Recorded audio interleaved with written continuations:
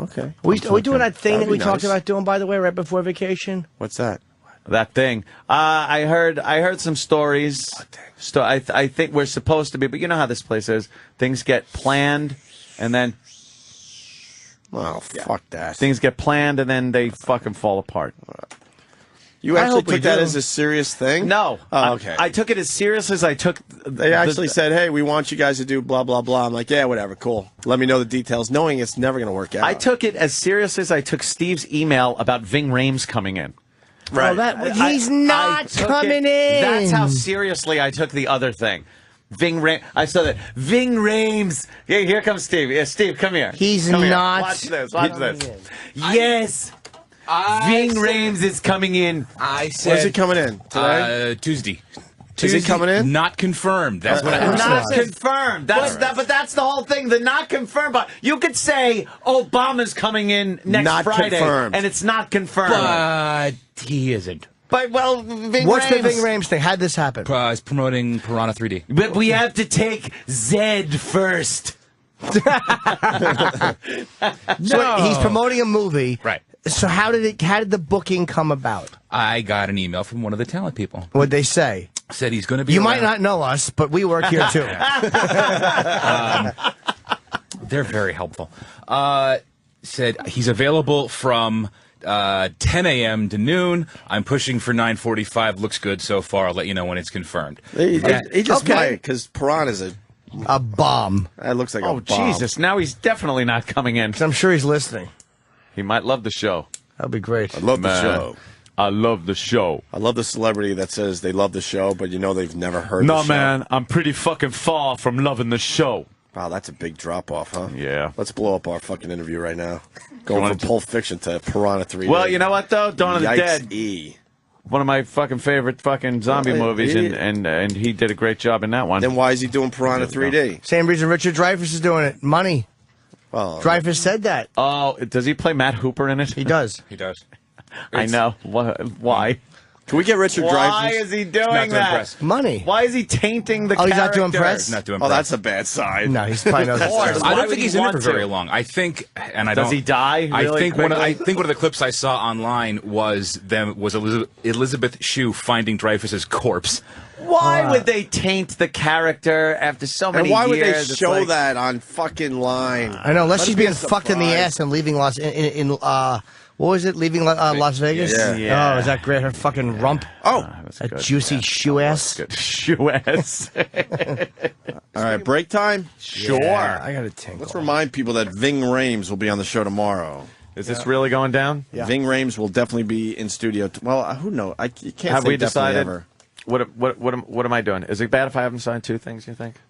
No, but I will say this. He's got to sign shit. But we can't. E-Rock will have like 30 things for somebody to sign. Well, That's too much. Couple things, yeah. I No, get it, let's but- pile up the shit and make him sign the entire time. No, he's but in literally, studio. these guys will walk man. out. He'll Let's have do that. He'll have fucking 12 things.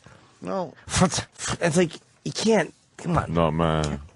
it's too much. I want him to sign Pulp Fiction, of course. But then I also want him to sign Dawn of the Dead. wow, nice combo. I'll probably get Pulp Fiction. I want that one. Wow. Yeah?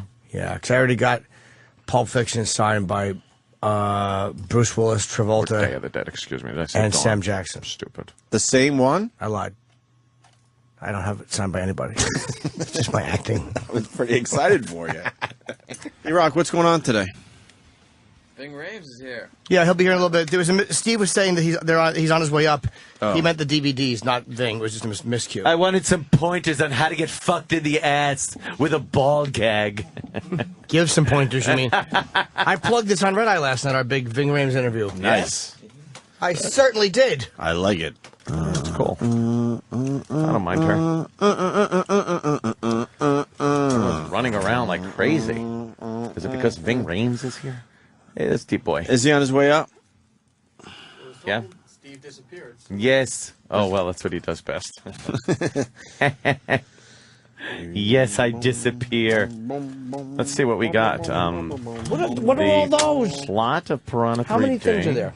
Right, Ving Rhames stars in the movie as Deputy Fallon. Dave's gone. Elizabeth Shue is in this. Oh, okay. Eli Yeah. Roth. Christopher Lloyd. Richard Dreyfuss, and of course the great and talented Jerry O'Connell. Yeah. What is this about the film having supposed to do a panel at Comic-Con, but the Comic-Con people reportedly thought the footage was inappropriate? Really? What does that mean? Well, we're going to find out. That better be true, because if he goes, I don't know what you're talking about, motherfucker. Motherfucker. Ving is in the Ving lobby. Rhames is in the library. Danny, library, in the lobby. He's checking out some books, so these are stop by at his leisure. Danny, any idea of what guitar he plays? I don't know. You might want to dart down to Sam Ash. If he's not sponsored by ESP, I'm going to be in big trouble. Yeah. What kind of ball gag does he use? I wanted to get one. You think he would sign I a really ball did want to gag? get an I orange wonder. ball gag, but it's probably a little late now. That's like the coolest thing to have. Oh, totally. Come on. And if you didn't want to sign it, you just wait outside and just sign it there. Yeah. And what if he still doesn't sign it? Oh. At least Travis gets a good video Make a out of it. video. Yeah, that would be cool. Am I going to recognize this guy? You better recognize. You better recognize. Either that or a Band-Aid. Yeah, Band-Aid for the back of his neck. Let's all ask him what was in the case. When he walks in, just go, hey, you do look like a bitch. Is he coming down the hall? My nigga. You my nigga? Apparently so. I don't think I want you to hear you saying that word. Why? It was used a lot in Pulp Fiction. It's all There he feeling. is. That's E-Rock. Oh. Yeah, exactly. Yes, that's Pig Rhames. They're talking about you. You're like, Jimmy just goofed on you really bad. Why are you in here? Putting his water down. He's coming. Be here in a second. Nice coffee? Ice. How does he look? Does he look like Ving Rhames? Big dude. Yeah. He's a big dude. He is a big dude. Yeah? Bald black eyes. Scary.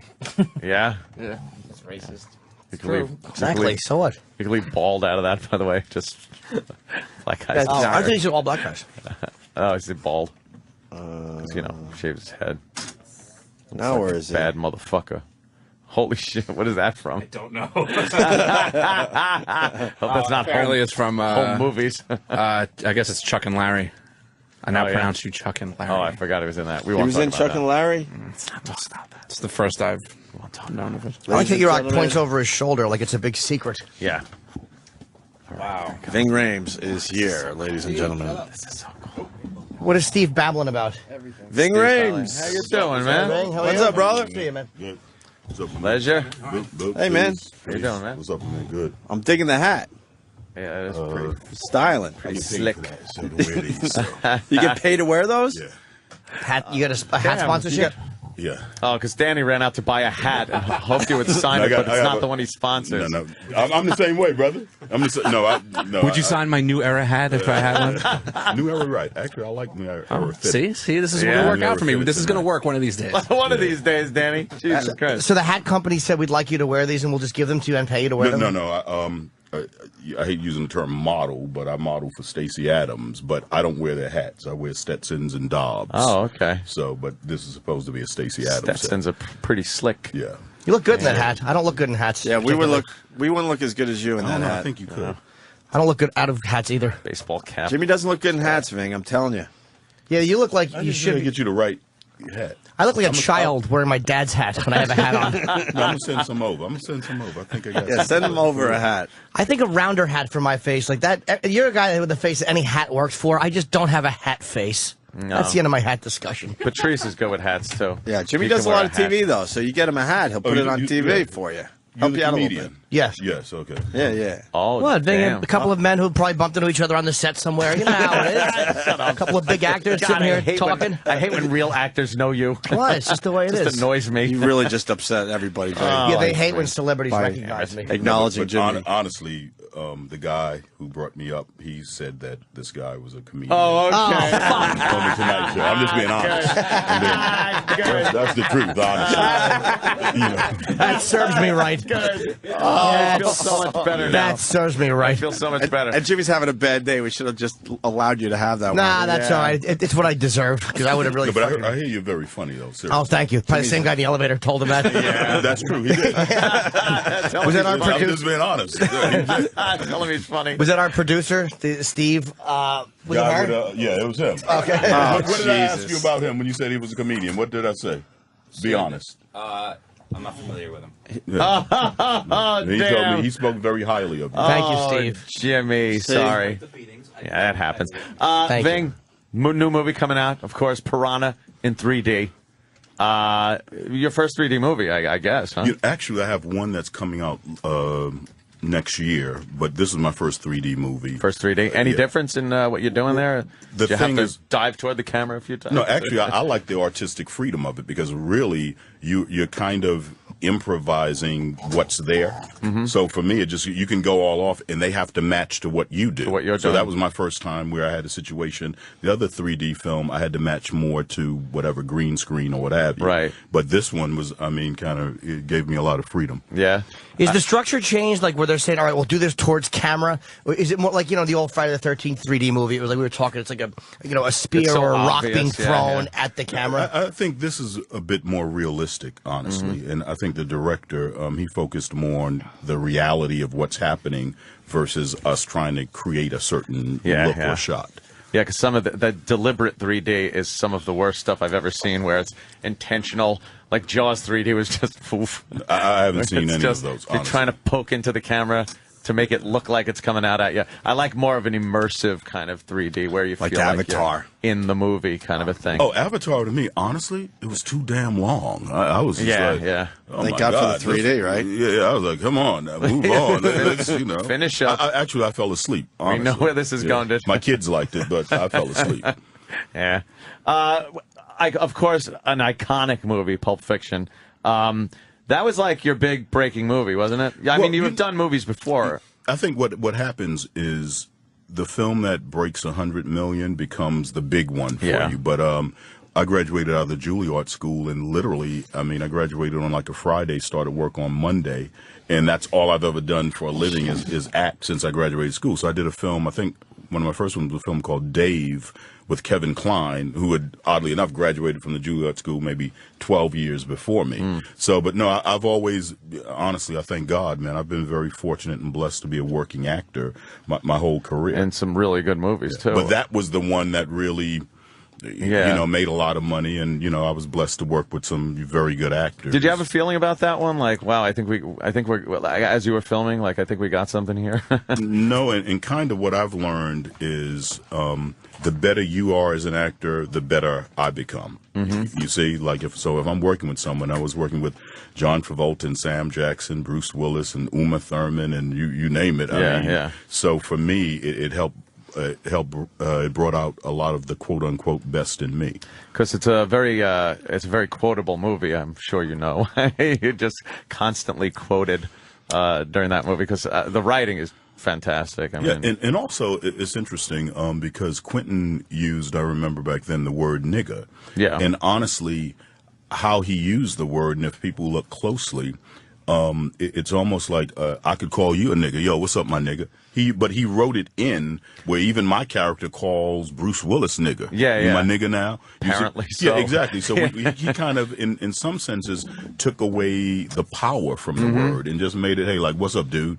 I always wondered how, because there is that scene where he's addressing Jules and Vince in the house, and he's just constantly throwing the word at him. Mm-hmm. And it's like, that must be kind of odd for Quentin to have to stand there and just berate somebody like Spike that. Lee gave him a lot of shit for that. He said he seemed like he was trying to shoehorn it in just to have an excuse to say it. Now, being on the set, did you not feel that way? No, I don't feel that way. But see, I think I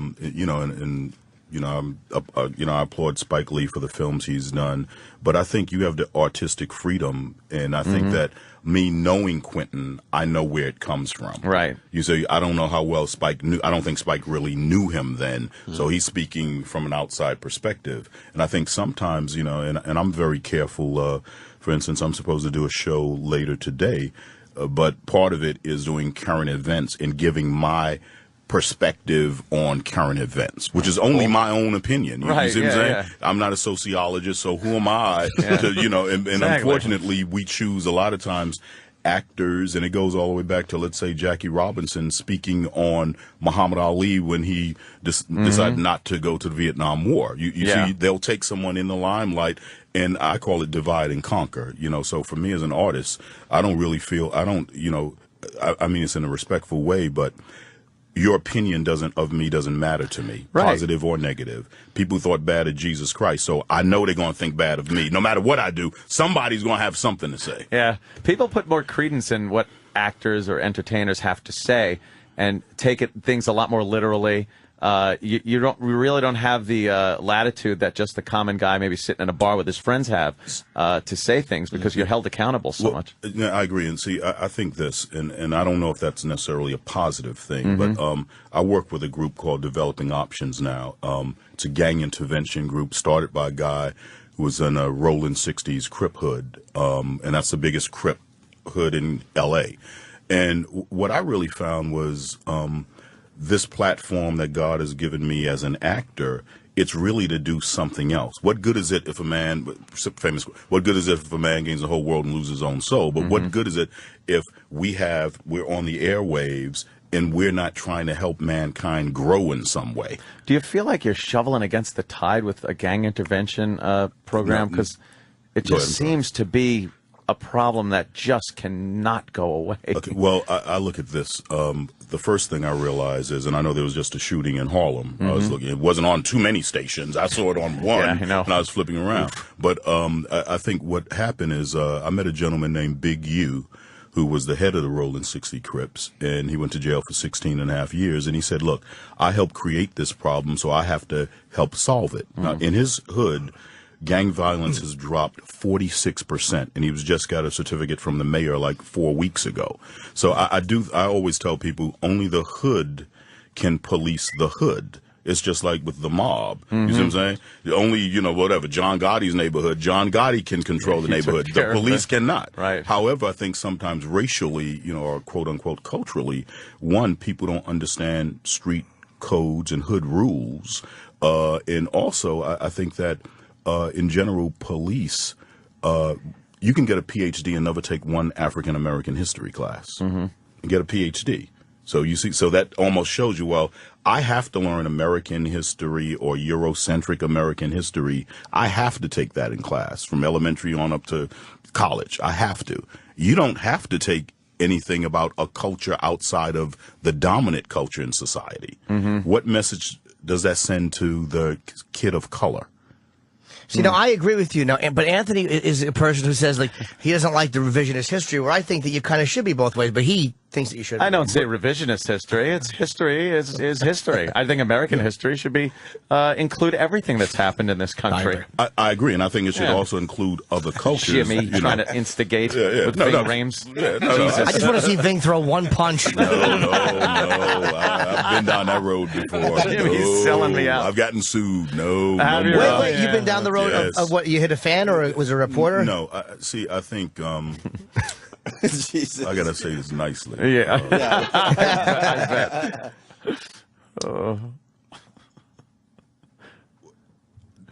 I'll put it this way. I grew up under hood rules. I grew up on 126th Street in Harlem. Yeah, under sure. hood rules. Now, that's different than mainstream America rules. So mainstream America doesn't really understand hood rules. For instance, simple, if you talked about my mother, that's like you throwing a punch at me. I have the right to punch you. You feel me? But in mainstream, that's hood rules. You see what I'm saying? But in mainstream America, sticks and stones break my bones, but words, I get sued for it. Right. I've been in some incidents like that, and even incidents where, look, if we're grown men and we decide to do something illegal and you get caught and I don't, there's a hood rule that you don't snitch on me. That's a hood rule. Sure. Now, that's not necessarily mainstream America, but if it's two men, we agree to rob a bank, then and I get caught, I won't say anything, and vice versa. Well, what's happened now is hood rules have been modified. Lawyers. Damn lawyers. You see, Once hood rules have again. been modified, so that can the hood cause rules some now. violence, Yeah. and I'll leave it at that. Now, how did you go from growing up uptown, hood rules, to Juilliard? That seems to be quite the leap. Well, real talk, I call it divine intervention. I always say I didn't choose acting, God chose me to act. And I think that for whatever reason, guys, died around me. I'll show you this because, I got stabbed up. Wow. Wow, really? Yeah, so, you know. Damn, Ving you has did a get lot of stabbed up. scars right in the Yep. below the neck and above and the chest. Yeah, exactly. Damn, when did that happen? And I was like 17. Right? But, you know, I grew up in a gang culture, you see. And Wait, how do you so- survive that? I mean, you Well, can't just. again, that's why I say I didn't choose acting. God chose Right. me to act. So you should have Why? died from I those don't injuries, know. is what you're Well, thinking? no, I'm not thinking I should have died. No. Well, not should have, but I mean, your injuries. No, I look at it the other You way. just I showed look us at some it brutal as, thank God I'm scars. here. Yeah, but I just look at it as, you know what?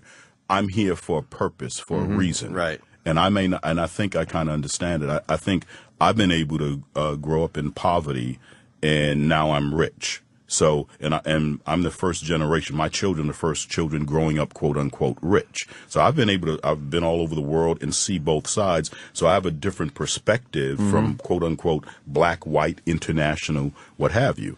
I have many Jewish friends and I have many Palestinian friends. You see what I'm saying? I spent 6 months in Israel. So how I view the world and from what we see on the media, I don't find the media normally telling the truth. I'll put it this way. It hasn't been my experience what the media has reported internationally. You see, so, I think I'm in a quote unquote privileged position that I can take my knowledge and my experience and help a kid stop falling into traps that I might have fallen into. And friends of mine, for instance, Rikers Island, they spend $47,000 per inmate, and they have 10,000 inmates 24/7 around the clock. A lot of money. Now now watch this. So, black men are approximately 7% of America's population, but we're like 65% of the prison population. Yeah, knock it off. Yeah. Now watch it. Yeah, you see, now watch it. But when you go in a black neighborhood, I noticed that, okay, or all over the world, white, black, what have you, where there's poverty, there's going to be crime, period. You see? Now, then I look at, okay, now they're building more prisons, and they're building private prisons, and at $47,000 per inmate, do we really think they spend $47,000 on an inmate who's locked in a cell most of the time, get 3 meals a day, not great food? Right. You see my point? Someone's getting some money. That's my point. Now that's approximately in Rikers. There's almost $500 million, $500 million dollars. You see, and so who's gonna fill up those cells in prison? In general, it's going to be poor white men and women, poor black men and women, and poor Latino men and women. You see, but how I grew up, I was like, well, why is it in my neighborhood there's a basketball court and a liquor store and a drug dealer probably on every other corner, and throw in a church in between Convenience? everybody? Yeah, you see where I'm going from. So, and then when I started looking at it and analyzing it, I'm saying, look, is there a quote unquote, Oliver Stone, is there a conspiracy to get our children to fill up these prisons? I'm connecting the dots now. You see, because they're building more prisons, and in general, black, Latino men and poor white men fill them up. That's a bold statement. Yeah. Well, it's the truth. Can I ask you a question, though? Because this is about like the things in the neighborhood liquor stores and stuff. It seems like when a lot of places go into black neighborhoods, a lot of Korean stores or delis or whatever, they're met with a lot of resentment from people who are in the neighborhood. So does that, you think, prevent people? Because businesses want to make money. So, there's a lot of black people in black neighborhoods. It's a great place to go in there if you have a business. Are they met with resentment when they come into a black neighborhood as non-blacks? Have you seen gentrification in Harlem? Yeah. Go down 125th Street. Yeah. Big business has taken over, quote unquote, formerly black Latino Harlem. Right. I grew up on 126th Street between Morningside and Amsterdam, like a block away from 125th, the Apollo Theater, what have you. If you walk down there, it's mainstream America businesses that have it's like taken over. Times Square is kind of Exactly. There, Well, and also what happens is that's a prime location. I still own a place in Harlem that I bought with a student loan in 1982 when I was at the Juilliard School. I still own the place. You see, I bought it for $3,000, a 2-bedroom apartment. It was called a Teal Grant for low-income housing. Now it's worth $250,000 because Bill Clinton has his office in Harlem. So you see what I'm saying? So gentrification, eventually we're going to be pushing the poor people out of certain areas. Like Harlem on the train, A train or D train, if I remember correctly, is maybe 10 minutes or 15 minutes away from 59th Street. But is that a bad thing in general to take a neighborhood that did have its problems and big business comes in and kind of makes it less crime is going on up there, more business is going on. Well, I'll put it this way. If you're in your home and I make it so that you can't afford to live there anymore, is that fair? No. You may have the right to do it, but you see what I'm saying? Yeah, you have the right. Big business has the right to do, whatever if you have cash. But I think at some point, and this is what I keep stressing, is that if we don't deal with problems, especially in the inner city, as we see now, have gone to the suburbs, like, I'll use Columbine, for instance. You see what I'm saying? Well, killings in L.A., which is where I live now, shootings in schools were going on for, decades. When it happened in Columbine, it was on the news for the next 2 years or 3 years or the anniversary of Columbine, what have you. So I think that if we don't start trying to nip problems in the bud when they're in the inner city, be it the drug problem, it started, you know what I'm saying? And now look at it. If we all have, I don't know if you guys have children, but most of us have children. And so it's almost like, okay, well, if I, Ving Rhames, if I don't choose to try to do something about this problem, who will? So I'll put it on me now. We can't really rely on our government anymore. I mean, I know at my age, I don't think Social Security will be around. You know what I'm saying? I mean, so who knows what it's going to be like. I just was reading that, they're getting ready, 3,000 more jobs may be gone and, in the next week. Yeah. So it's almost like I have to take responsibility for my children. But I also, if I don't help that kid in the hood, in the ghetto, that kid one day will come knocking on your door with a gun. Well, it's like Pryor said, when it's in black neighborhoods, it's one thing, and when it hits a white neighborhood, it's an epidemic. But with Columbine, I got to take credit for white people. Shooting sprees are our thing. Black people shoot individually, but they don't go on random shooting sprees. That's white suburban rage. You'll hear about a shooting in a black neighborhood. That's like usually between two guys that have a problem. But somebody that snaps and just picks up a machine gun, that's a white guy. There's white guy crimes and black guy crimes. That's a white guy crime. Trench coat, Hitler birthday. That's a white guy thing. Yeah, it truly is. Jesus. Well, back to movies for a second. Dawn of the Dead. Jesus Christ. That was a great movie. It's one of my favorite zombie movies, and I'm a huge zombie movie fan. Well, the guy who directed the 3000, Zack Snyder. I mean, and I think this was his first. That was his first feature film. It's so well done. I mean, the cast is fantastic. I love the security guys in the store. That whole reaction to you guys is fantastic. But you kind of you ever get worried about being typecast as the tough guy? No, let me tell you why. Because again, if you look at my resume, it's almost like I've done many different types of roles. For instance, did you see I now pronounce you Chuck and Larry?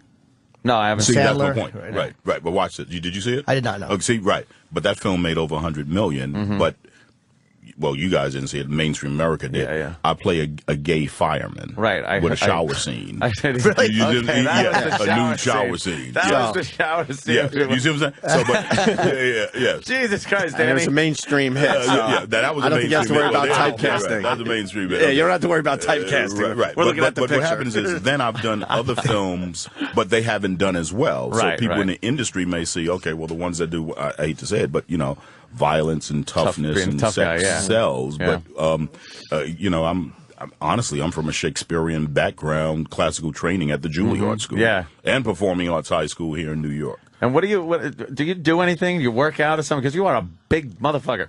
No, I box, but quite honestly, I've, now I just focus more on cardio. I lift weights, but lightly, because now I'm 51 years old. So, so for me, it's more of health and staying in shape versus bulk or anything else. Do you know I did 150 push-ups on Friday, and I'm still sore? I literally That's am very good, though. If you did 150. No, not in a row. It was over. It was 15 sets of 10. Yeah, exactly. That was 150 sets of one. I am in terrible shape. I am still hurting. Come on, take care of yourself. How hard is Shakespeare to do as an actor? Because, I mean, I'm a very mediocre. It's easy? It's easier because Shakespeare kind of says what the character is feeling on the line. Versus you having to do a whole bunch of inner whatever you. If you just speak truthfully, a lot of Shakespeare is the thought is right there. He gives it to you to be or not to be. You You know, that is the question. What is that like? I see. I just listened to that. And I'm like, I wouldn't know what to do with that. I really wouldn't. Just say it. To be or not to be? No, say it slow. Take a pause. Say to be, and then take a pause, and then say the other. To be or not to be? Well, what did you guys think? I'm not buying it. No. Well, look. It must be a little harder for some people. Well, fine. You fucking act in front of Ving Rhames. Go ahead. You go right ahead. You do a great scene with him. But Jimmy was honest. See, Jimmy, just saying to be or not to be, you can just do it straight, and it still says the same thing. Yeah, it does say what it means. Yes. I mean, there's no misinterpreting it. Right. So if he based doesn't overact, he's fine. yeah, I'm always afraid to put effort into when I act. Because I'm always afraid that they're going to know I'm trying. I'm going to embarrass myself. It's always this really weird block I have when I try to act. It's hard. Well, You're unafraid when you Yeah, act. you don't You're completely yeah, unafraid. it's just like, watch this. But honestly, I think I did a film that didn't do well, but again, different role type, called The Goods, right? And now again, it didn't do well. It was released in theaters and what have you.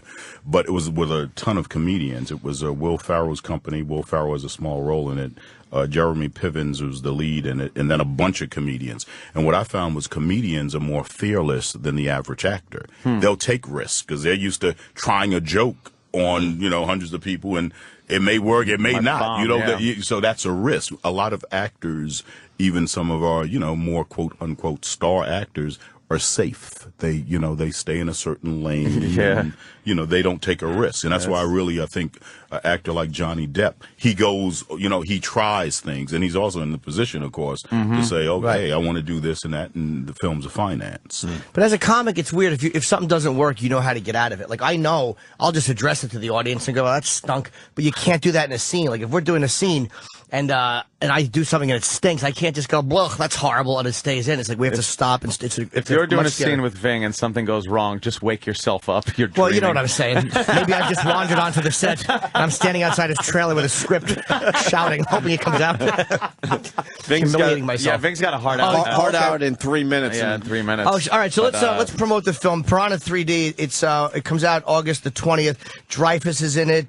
Christopher Lloyd, Jerry O'Connell. You kind of play like the Roy Scheider role, right? As the I sheriff? play the one black guy in the movie. Oh, the one black guy in the movie. You know what happens to him. Yeah, it ain't good. Yeah, that's me. The black guy you see in the film, that's me. Hopefully not the same thing as in Pulp Fiction. That was worse than death. No, but with that, this is interesting with Pulp Fiction quickly, is that scene, I think, made the character more human. Yeah. Because it put him in maybe the most vulnerable situation a man can be. Sure. So it was interesting, the response I got from the hood, from England, whatever. It really put Marcellus Wallace on an iconic thing, and that's where the line, I'm going to get medieval on your ass. Yeah. You see what I'm saying? It became a classic line. Yeah, the whole thing with him being almost this indestructible superhero type character, and then having to go, no, Yes. man, I'm pretty fucking far from okay. Yes. It's like, wow, he's a human being, yeah. I do want to say one thing.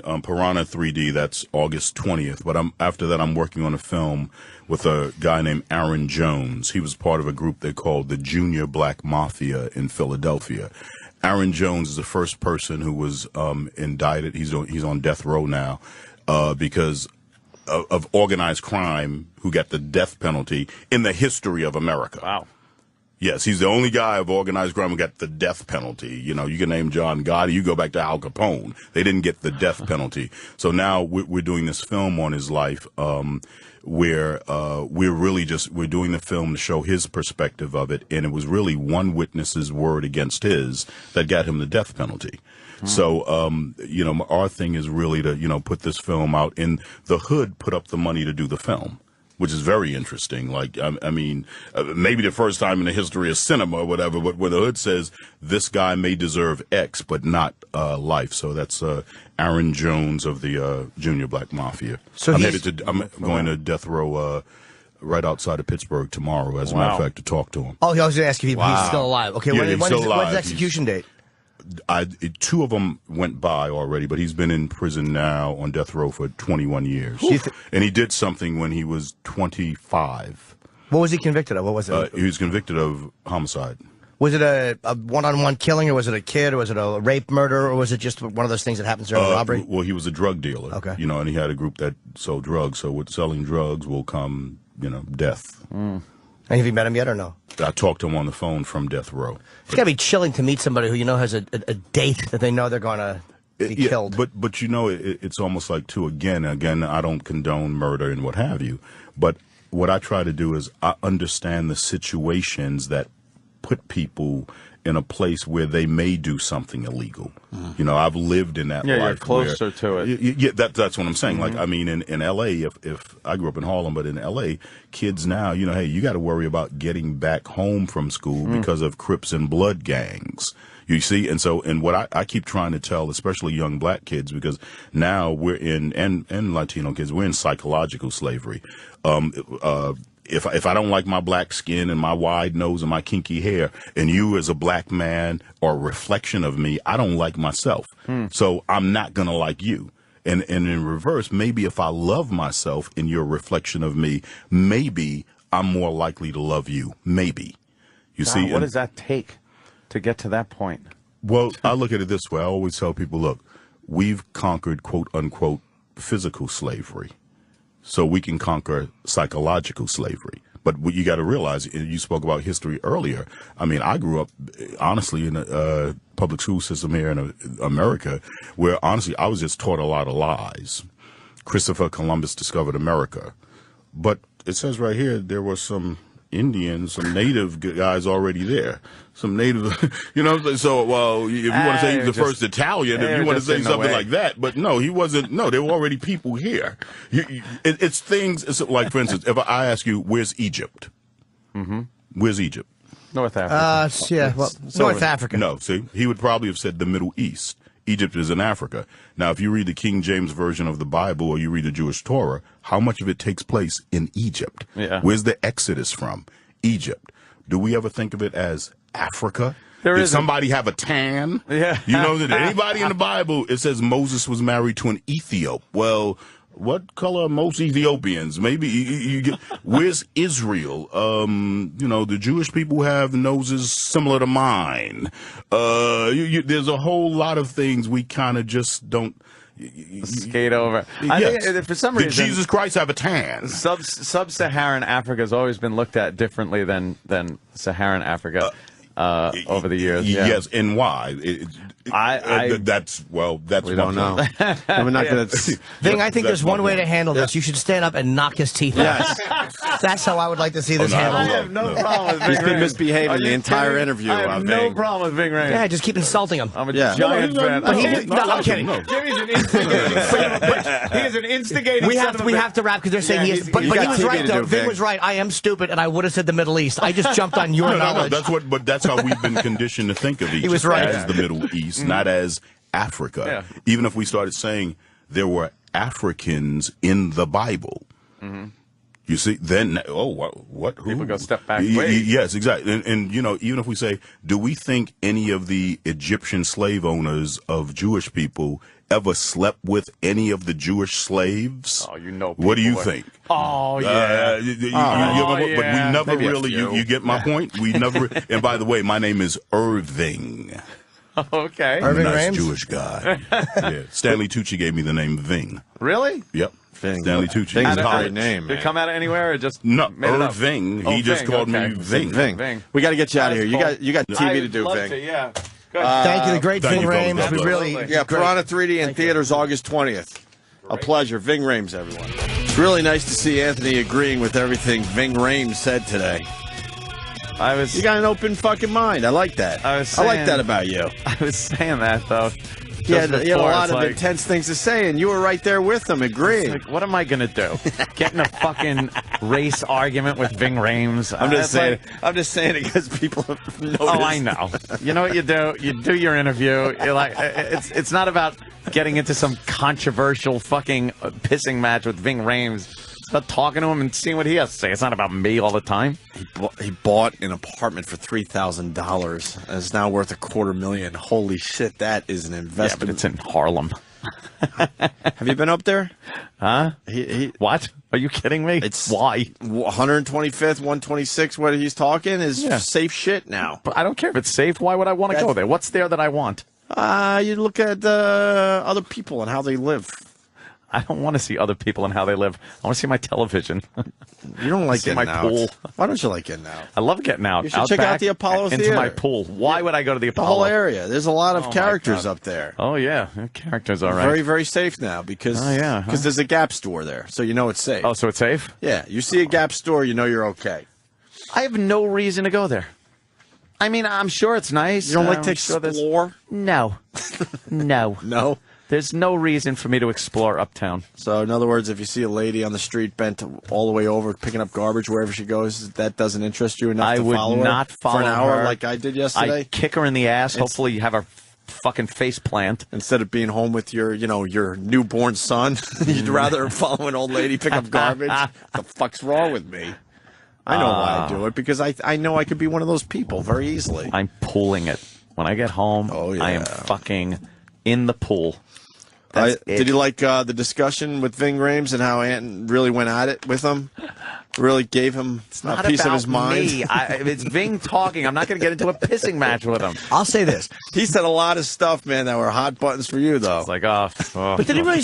I was listening to him. yeah. He didn't really say anything that was irrational at all. He's a guy who comes from he's probably in a where gang it growing comes up. from. Yeah. I mean, And it's like, come on. But at least he's doing what we discussed, where you have to take care of your own community. Here's a guy, he's what had am a I great gonna do? life, and he's now trying to give a little back, as they say. He's to the lived a hood. certain way and in a certain position for some of his life. He's been he was raised in that environment. He's got his own ideas about it. So that's what it is. I liked him. I thought we could have. He was great. Hung with him for a long time. I asked him about totally the stores in the community or whatever. Like, don't they get shit? But and then he mentioned gentrification, and it's like it's hard to argue with because it's like most people who live in these nice new buildings, they might get some nasty looks or remarks from people in the neighborhood who are broke. But as far as I know, the majority of them are not getting beaten up or attacked. I mean, they're not. Exactly. There's there is a good side to that, but what am I going to do? I think a lot of the Get into a fucking So, I mean, it's like- tree style argument with Ving. No. Oh, Ving would really give you a jawbreak. I know. I didn't mean to instigate. That was so funny. I wanted fucking Ving to really That yell at was you. so funny. Could you just punch him in the teeth? I will. I would love to get punched by Ving Rhames. Me too, out of respect. Great, exactly. He's a bigger guy than you think, too. yeah, big meaty fist. Also, mark this day, August. What is it? 10. Yeah, something like that. 2010. I will never bring up the scar I got as a kid, but when I cut it man. opening up an orange juice can. Why? That's a war story. Yeah, is it? Did you? He opened his chest, and I think Danny said it during the break. There was a Freddy Krueger. Yeah. Fucking Sam has it on video. holy Yeah, shit! it's Yeah, he's got it on huge. video. I've never seen that either. Huh? I've never seen pictures of that or anything anywhere. No, I think we got an exclusive today. He opened up his shirt, and how do you describe the scars he had on his upper chest? It looks like burn tissue almost from like Yeah. that It looks like type a of scarring. Massive. Right. That's a nasty It looks like a stab. really bad branding. Right? Did you like when I said to be or not to be? That was classic. To be Literally. or not to Or be. not to be. But I didn't want to overact it. To be or not to be, Yeah. Louis Beans. Yeah. Two beans or not two beans. You were in a no-win situation right there. to be or not to be. Not to be. Or to be not. It was Kobayashi Maru of acting right there. You had no chance of winning. But it was cool the way when he said it though. It actually just sounded right. Yeah. He's probably really good at Shakespeare. And he wasn't acting it. He was just be. saying it. Yeah. Who cares if you're good at Shakespeare? It's still Shakespeare. It's hard to do though. You ever fucking try to sit through a Shakespeare in a park or something? No. Getting bit by mosquitoes, drinking shitty wine on a fucking smelly blanket. Sounds great. Sucks. Shakespeare in the park blows. Fuck that. Pacino's doing a Shakespeare. He's obsessed with Shakespeare. Yeah. I'm doing King Lear. Yeah. The crown makes me look taller. Yeah. Keeps my wig on in the wind. Where's my sword? I want to stand on it. No, he was good, man. Oh, you see Ving fucking Scars very in cool. Undisputed, a movie he did. I am. And what about the shower scene where he's looking all hot and He sexy? looked like he was soaping up like this. Oh, hiding it up a little? Yeah, Hiding it? kind of hiding, but I don't know. Ving and Undisputed. No. I guess that was a. Oh, there you go. There's some fucking. Yeah, but you would think that's just fucking Hollywood makeup. Yeah, you'd think it was made up. Wesley Snipes, that was the fight movie. Didn't Wesley Snipes beat him, I think? Yeah. Should have asked him about that. I think Wesley Snipes beat him in the big fight. Oh, no, man. And undisputed. He's a big dude, though. His small All right, Google hands. an image, He does. Ving Rhames, What undisputed. the fuck? You'll see the scars we're talking about. We saw live. Wesley's going to jail for real. Yeah. Yeah, huh? What, tax evasion or some shit? Yep. That's Pay your something. taxes and eat your Pop-Tarts. Stanley came in. Stanley never comes in. Stanley for stuff like T. that. Never. Yeah, Not his style. Yeah. He was digging Ving. I really sense that Stanley's a problem when he gets angry. You think? Oh. Oh, yeah, he's a hood guy. Yeah, Stan's the overly nice black dude in like a white setting. Yeah. But you just know, like he's the type of guy people misread and think that like, you can't. Yeah, you By can dummies fuck will with him. misread him because he's being very pleasant in a work environment. Yep. You think he hates being the token? No, I don't think he man. feels like that. He's a real Holy DJ. shit. Should we ask him? Why did I ask? Why did I answer your joke literally? I'm sorry. You're joking. I answered it literally. Technically, no, I think. Because no one knows these are jokes. That's my biggest problem. No, I would have. If Ant had said that, I would have said the same.